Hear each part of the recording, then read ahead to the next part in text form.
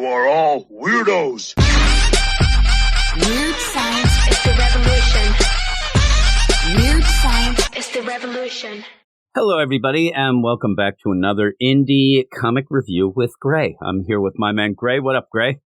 Hey, what up, Jim? How's it going with you? Oh, lovely. I'm tired. I just got up. You're tired. You have to go to bed. That's what happens when you live on opposite sides of the planet. But like Void Rivals, maybe we can get together and form a bond and go forward and save the world, or the galaxy, I guess is what you'd say, because this is Void Rivals number 2. And you kind of get that play here. You end up at the first issue. Obviously, the big reveal was that it's part of the Transformers universe. But just as a full disclosure, neither me or you are real big on the Transformers. And it's not that I don't like them, I just don't have that much experience. How about you? I'm the same. I was very aware of it growing up as a cartoon, as basically a marketing device for those toys, but I don't know much of the deep lore, Jim. I've only seen the first Transformers Michael Bay movie, and of course the classic animated one with, was it Orson Welles in that? Yeah, and I'm exactly the same. I saw the animated movie. I only saw the first Michael Bay movie. And again, I think that Transformers is so big that you know the basics of it. It's just that if somebody starts to quiz me on, oh, well, what's your favorite this, or who do you think that, then I kind of get lost. But the thing about all of this, I did get swept up in all of the hype. I'm looking forward to the Transformers book by Daniel Warren Johnson coming out. You know why? Because I want to learn about the Transformers. They're cool. I just never had the time or anybody that I knew. And it really comes down to that a lot when you're growing up. If your friends aren't into something, sometimes it's hard to get into it. None of my friends were into Transformers. They were more into, say, Star Wars and things like that than Transformers. So that's kind of where I lie. Is it the same with you? I said we're pretty much on the same. It is. That's crazy saying that. Yeah, you just you described in my childhood pretty much, Jim. We were huge into Star Wars, of course, into Raiders of the Lost Ark as well, but Transformers I don't even know why, but it kind of passed us by. Yeah, I think that, again, me and you are a little older than some people, maybe a lot of people. And it was that I was at that breaking point of I was just getting to be a little too old to get, say, action figures and toys. So I was more into things that were what I thought. I'm saying Star Wars or Indiana Jones, but a little more, adult and more movies and stuff like that. But I did see the animated series or animated movie back in the deal. And I've been told along the time, hey, you should watch this series. You should read that. But again, I got excited because I want to get into it. I want to know more. So when you get that last issue, the first issue, and you end up getting Jetstream show up at the end, people lost their minds. I mean, it ended up getting leaked, which was kind of a shame. But when they ended up going, it was the second biggest selling book last month, which is crazy. And everybody was excited, all the announcements and things. So I'll definitely be checking out the stuff as it comes out, even the G.I. Joe stuff by Joshua Williamson. But I think that me and you both talked about this before. The idea, when you get to the second issue, what do you do now? Because the big thing almost felt like the first issue was just a backdoor pilot to the Transformers stuff. Are people going to continue on with this book, or are they just going to wait and see what happens with the Transformers stuff? And I'm glad that we actually decided to do this because it's pretty good. I mean, Robert Kirkman's a good writer, so you're going to get a good story. It is kind of reminiscent of a bunch of things, so I'll give the credits and then I'll ask you about it. Robert Kirkman writing, obviously, art by Lorenzo De Felici, colors by Matheus Lopes, and letters by Russ Wooten. And again, Void Rivals number 2. Did you like the first issue?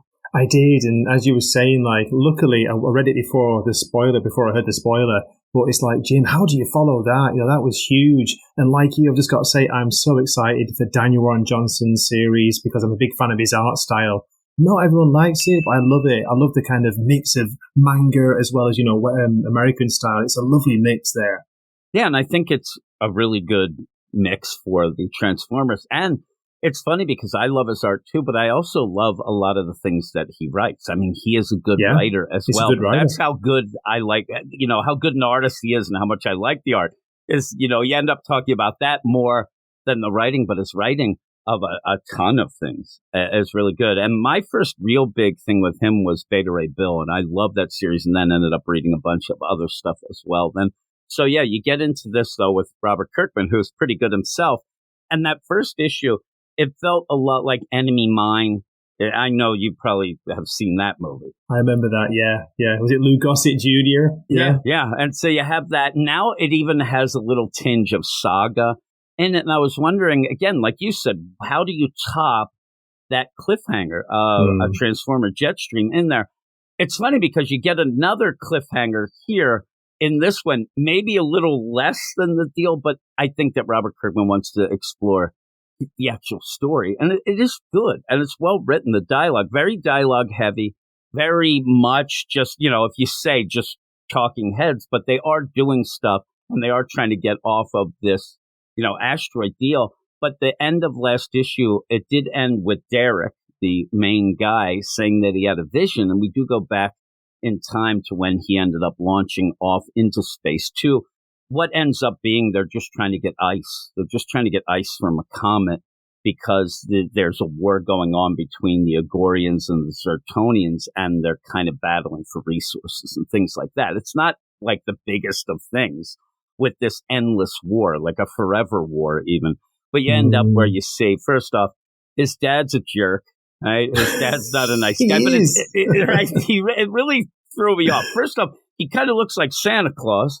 And then he's a jerk. I'm like, okay, just like Santa Claus. He's always passing my house over. Jim, I didn't get. I didn't get why he was kind of angry with him. It's like, do not return if you're not successful. Like, what happened? Did we miss something? I'm just guessing that this whole society, both of these societies, are so embroiled in this war that you do end up like, hey, here's my son. He could go off and be the greatest pilot in the history of our people, or he could mess up and bring shame to our house. And that's what it reminded me of. And I think it's also set up. I mean, the idea that we already know that he's consorting with a Zertonian girl, this Solila, he's done. I mean, if he comes back and this is ever revealed to anybody, especially his dad, who seems to be somebody big in the government, right? They looks like that out. So I don't think that. I think that you kind of get the idea. He's not going to help out his son if things, hit the fan. He is going to throw him under the bus because all it means is honor and stuff like that. So you end up, but that's when you get this vision as he's going. You end up having his hand droid, which I kind of think that's a really cool name for like a wrist computer type deal.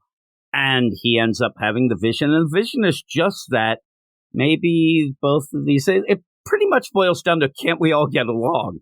Right? The idea that this ring that they have is like everything in this unit, it's shattered. We saw in the first issue that both sides of this war have been told lies, and they actually seem to be descended from the same people. They were part of this ring.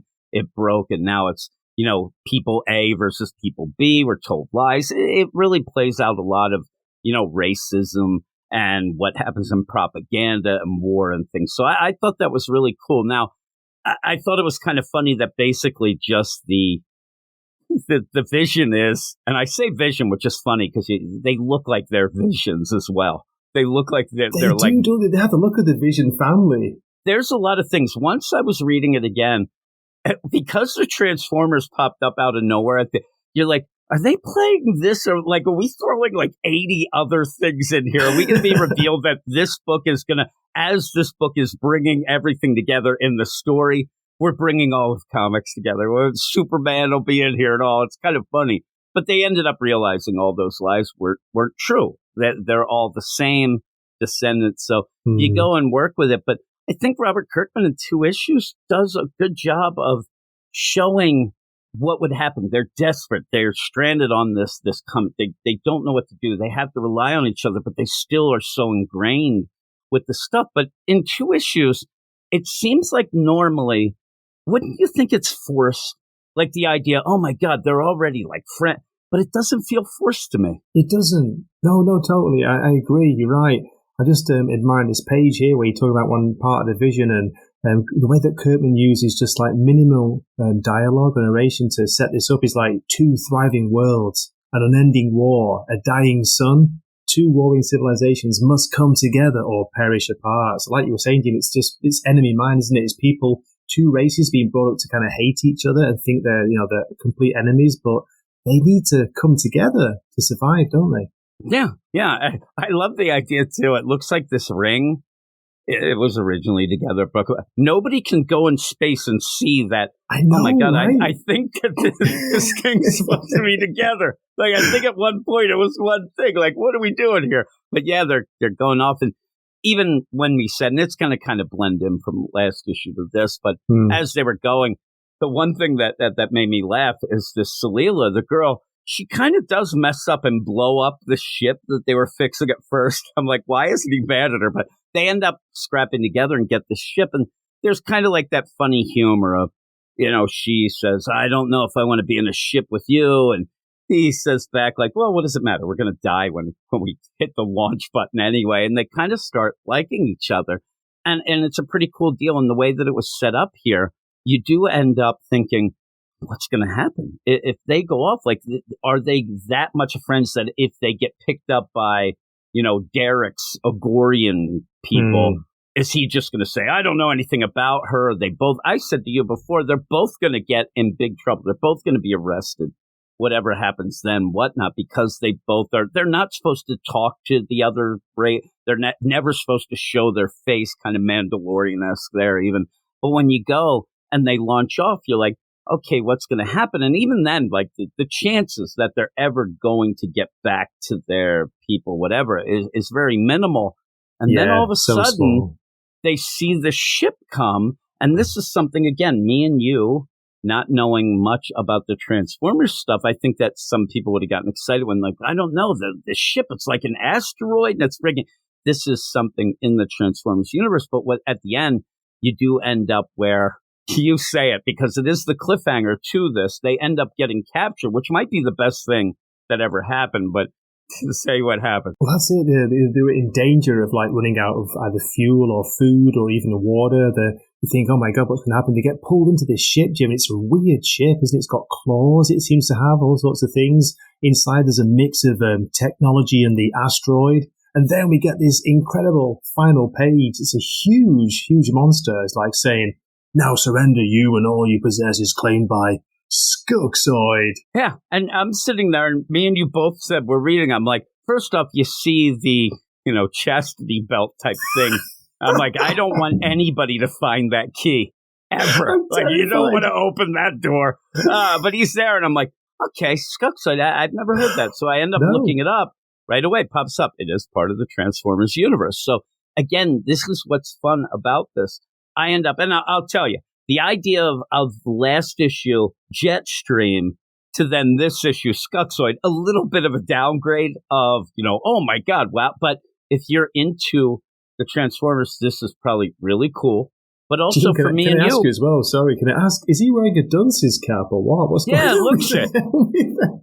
It's funny because not knowing anything about it, I told you before, I'm like, oh, we're mixing and matching everything. I'm like, oh my God, we got Teenage Mutant Ninja Turtles in here now. But then when I looked it up and why I like this now we actually, me and you learned something. We learned Skuxoids are part of the, I've never heard of them. And I had no idea, Then I started thinking, because I think this is a good story so far, and I'm intrigued and I like the characters. I want more of them and I have to see how it goes. But now I'm starting to think, is this going to be written as a way that we learn, and then boom, when you end up, because we're months away from the Transformers book, is this going to be like me and you, like Transformer Universe, Energon Universe 101, so that when the Transformers book starts, that we actually have a bit of a head start that we wouldn't have had normally? And I don't know. I don't know how it's going to play out. I really hope so, yeah. Again, I'd heard of Jetstream, the last deal. So when I saw that's Jetstream. Like, that's but Skuxoid, I had no idea what was going on. No idea. Me neither. I actually really thought in this issue that Kirkman would pull back on almost all Transformers stuff, thinking, okay, I got to tell my own story. I revealed the one thing, he flew off. Because remember, when Jetstream flew off, he said, oh my God, I've been asleep for 1,000,000. Yeah, oh my God, Cybertron. And he goes off. But yet, here we are. We're in that universe. And so it makes sense that we're going to get more things. And I thought that was really, really cool. And I don't know why. This actually got me a little more excited than the first, just because now I'm like, okay, now I'm learning some stuff. Like now I can go, and I do the DC Comics podcast with Eric, and he's a huge Transformers fan. Now I could just randomly just throw out the word Skuxoid like I'm in the know, and then I'll impress See him. what he says. What's his reaction going to be like? He'll probably tell me I'm a Skuxoid, and then I'll get mad. Or it's like one of those things, you learn something, and I realize that he's been calling me a Skuxoid for years, and I want Oh my God. That would be hilarious. But yeah, I'm interested to see what happens. But again, it looks like at the end, oh my God, this is awful. This might be the best thing that happened to them, because if they got picked up by an Agorian ship, you know, Selila herself, she's in trouble. If it's a Zertonian ship, then Derek's in trouble, and they both would be because of what they are. I mean, just the idea they're in a ship together, pretty much, you know, straddling each other. It looks like one of those like toboggan rides that you would go on at an amusement park. They're just like in one of those things. They're going, isn't it? And Jim, they look so different, don't they? With the when they put the helmets on, they look like completely different characters. I can't get over that. It's like, wait a minute, we're the same characters. But going back to them, just what you were saying, there's a great scene halfway through where you've got this awesome, character dynamic. They're kind of getting along. They're okay. Then suddenly, what's the lady called? The female one. She's called Selena. She suddenly like turns around and she starts walking away. She's like, oh my God, you know, what am I doing? I've trained all my life to kill people like you. I've failed my people. You know, my people could be doomed, and all I'm thinking about is saving my life and yours. I'm a traitor. It's great writing here by Kirkman. And then it also shows you, because remember when you ended up having Derek go off, his dad and the other, they say, listen, we're trying to grab this ice because we think that these Zertonians are getting low. Like, they're not grabbing it because they necessarily need the water. They're grabbing it because the other race, the Zertonians, they think they're low. And here, this Selila says, we're almost out. Like, it's worse than what. Yeah. And so in that, it's cool. And this is the layers. And that's why I like Robert Kirkman. Derek, he just got information that is probably one of the most important pieces of information in this war. If he goes back to his dad and says, they're out of water, they have nothing. So they probably then just full out assault, attack, everything. And that's big. And she actually tells him that, which is crazy because, like you said, she said, I'm a traitor. I'm the worst. I'm the big. And you even go at a point where this vision, and I like that when Derek gets the vision, he says, oh my God, it's a vision from my God. And then Selila goes, oh, no, it's a vision from our God. And they kind of go back and forth, and there still is that deal. And that's why I think it works. And I said at the beginning, it doesn't feel as forced in two issues that they're getting along, because they're still have those things going on. You know what I mean? In the background of not, still divided and kind of going. And the big play will be to see how and what happens when they do come against something that might, you know, you got to pick. Okay, I could save her. Now, Derek did save Selila when the ship blew up last issue, but that seemed like it might have even been just a gut reaction. You see something's going to happen, you jump to save. What's going to happen when they have to make a choice? Like, okay, you can turn that person in, or you can do this. We'll have to see how that plays out. But pretty cool. And it is funny when you said where they put the helmets back on, and then you're like, okay, it's like Power Rangers again. Yeah, absolutely. It's that whole play. But I really liked it. What about you? What would you give it? Okay, it's a second issue, and of course, it's hard to live up to that huge reveal from the first issue.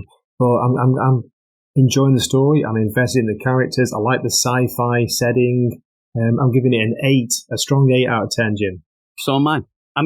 And I'm looking at it too. And I think that one of the things too, I actually really like the art. It's a different style than I'm used to, but I think that gets pushed aside a little in a lot of the reviews because of the big wow Transformers deal. But I was even looking at the part where you end up getting that ship at the end, the Skuxoid ship. And I actually, first time reading through, I didn't even realize how small their rocket is to the big ship. I didn't realize that it was that hand going to grab it. I missed that. And that's pretty cool. So yeah, I'm an 8 as well. Just as an aside, I don't even remember. Did you review the first issue on your channel? No, I didn't. No, I didn't either. No. What would you give the first issue? Just as an aside at the end. The first issue, maybe because of that awesome like reveal, which is a big surprise. 9.5 out of 10. Yeah, I'm pretty high too. I'm like a 9.3. So Okay. yeah, this was a little step, but I still like it. I'm still. It gives me I really liked it. that idea. Okay, we're here to actually explore a story, not just set up just that Transformers reveal. So I like that. But everybody listening and watching, please go over and check out Gray's channel, the Wakazashi's Tea House. Awesome channel. I'll have the links in the show notes or description, whatever you call it here. But yeah, check him out. And yeah, thanks for joining me again, Gray. I talked too much again, as I always do. And I thought this was going to be 10 minutes, and now it's 20. We always go double what we on 20? No way. I have to say at the beginning, hey, I think this is going to last 3 minutes, and then it'll be 6, and we're out. But thanks, everybody. Let us know what you think of Void Rivals, and if you're excited about the Transformers stuff, all of that. And that's that. So thanks, Gray. Yeah, it's been great. And issue 3 is on sale August 16th, Jim. I can't wait. I don't know about you. Yeah, and we'll probably talk about it again. I'd like to continue talking about this when it comes out. So yeah, I'm really enjoying it. Thanks a lot. And I always like talking to you, Grace. So that is that. Thanks, everybody. And we'll talk to you later. You are all weirdos. Weird science is the revolution. Weird science is the revolution.